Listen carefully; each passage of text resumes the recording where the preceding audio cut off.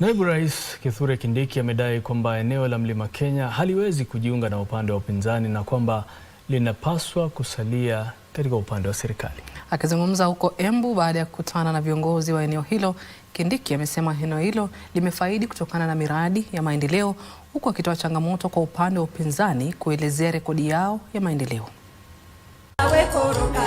Naibu Rais Kithure Kindiki pamoja na baadhi ya viongozi kutoka Mlima Kenya Mashariki walipiga kambi huko Manyata katika kaunti ya Embu.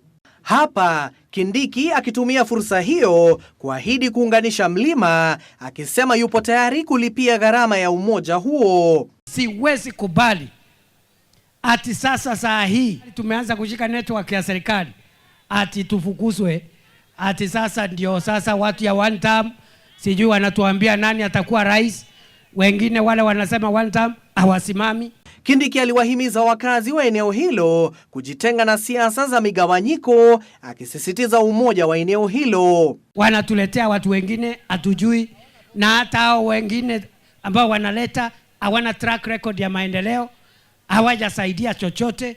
We don't want guesswork.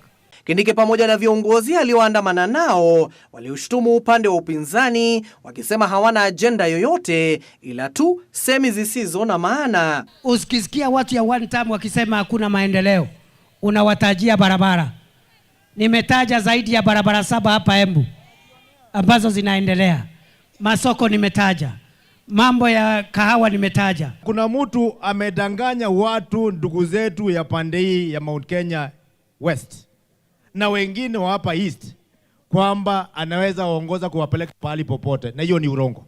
Wakati tuko na serikali ya upande ule, mlima ni moja, serikali ni nzuri, serikali ni mafuta, tushikilie serikali. Aidha, aliwataka wakazi kuwa na uvumilivu wa kisiasa na kuwapa nafasi viongozi wanaowania nyadhifa za kisiasa kueleza sera na msimamo yao bila kutumia vitendo vya vurugu. Abdiaziz Hashim, Darubini Wikendi. Wapi dunia naibu rais?